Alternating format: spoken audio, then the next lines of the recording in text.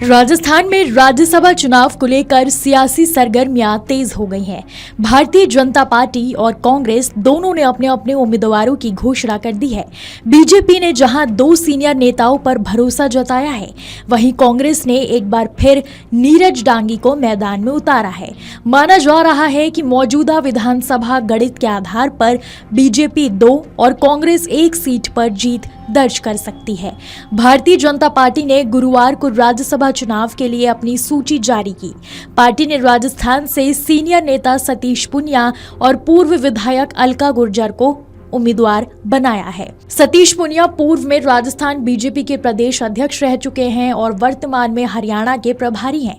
वो जाट समुदाय से आते हैं। देखिए, मैं तो कार्यकर्ता हूं और बरसों बरस से पार्टी ने जब जो अवसर दिया उस अवसर पर अपनी तरफ से विचार के लिए, संगठन के लिए, पार्टी के लिए, चाहे चुनाव हो चाहे कोई अभियान हो, ईमानदारी से पूरा करने की कोशिश की है। और पार्टी ने अब मुझे इस योग्य समझा, ये सम्मान दिया।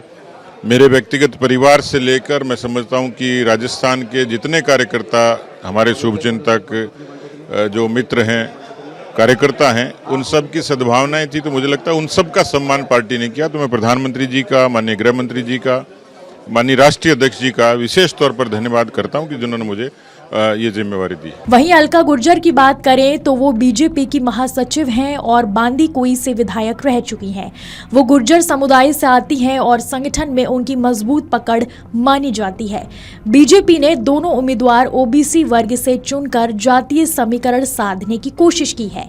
राजनीतिक विश्लेषकों का मानना है कि अलका गुर्जर के जरिए पार्टी पूर्वी राजस्थान में गुर्जर वोट बैंक को साधने और कांग्रेस नेता सचिन पायलट के प्रभाव को चुनौती देने की रणनीति पर काम कर रही है। बहुत आभार आपका, धन्यवाद। मैं सबसे पहले तो शीर्ष नेतृत्व का, प्रधानमंत्री जी का, राष्ट्रीय नेतृत्व माननीय संगठन महामंत्री संतोष जी, स्टेट की लीडरशिप माननीय मुख्यमंत्री जी, प्रदेश अध्यक्ष जी और वो सभी कार्यकर्ता जिनके विश्वास के कारण मुझे ये दायित्व मिला है, उन सबका आभार हृदय से व्यक्त करती हूँ।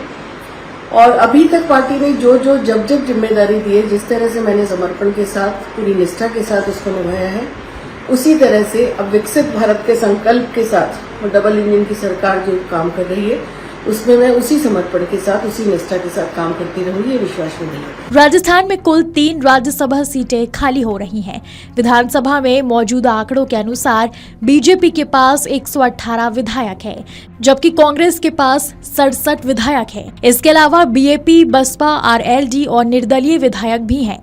इस गणित के मुताबिक बीजेपी को 2 सीटें और कांग्रेस को 1 सीट मिलने की संभावना जताई जा रही है। तीसरी सीट के लिए किसी भी दल के पास पर्याप्त संख्या नहीं है। दूसरी तरफ कांग्रेस ने एक बार फिर नीरज डांगी को राज्यसभा उम्मीदवार बनाया है। डांगी दलित समुदाय से आते हैं और उन्हें पार्टी का भरोसेमंद चेहरा माना जाता है। कांग्रेस का ये फैसला सामाजिक संतुलन, संगठनात्मक एकता और दलित वोट बैंक को साधने की रणनीति के तौर पर देखा जा रहा है।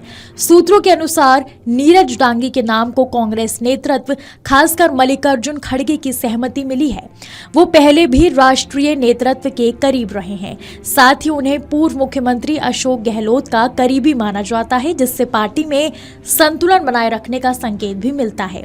राजस्थान में राज्यसभा चुनाव भले ही संख्या बल के आधार पर लगभग तय माने जा रहे हों, लेकिन राजनीतिक संदेश और जातीय समीकरण इसे बेहद अहम बना रहे हैं। बीजेपी जहां 2 सीटों पर मजबूत सिचुएशन में है, तो वहीं कांग्रेस 1 सीट के जरिए अपनी राजनीतिक और सामाजिक रणनीति को मजबूत करने की कोशिश में है। राजस्थान में 21 जून को राज्यसभा की 3 सीटें रिक्त हो रही हैं, जिनके लिए मतदान 18 जून को कराया जाएगा। चुनाव आयोग के कार्यक्रम के अनुसार 1 जून 2026 को अधिसूचना जारी हो गई है, जबकि नामांकन दाखिल करने की अंतिम तिथि 8 जून तय की गई है। 9 जून को नामांकन पत्रों की जांच होगी और 11 जून तक उम्मीदवार नाम वापस ले सकेंगे। मतदान 18 जून को सुबह 9 बजे से शाम 4 बजे तक होगा, जबकि मतगणना उसी दिन शाम 5 बजे शुरू होगी। आपके राज्य की खबरें, आपके शहर की खबरें सबसे पहले जानने के लिए देखते रहें अमर उजाला। चैनल को सब्सक्राइब जरूर कर लें और पाएं हर अपडेट।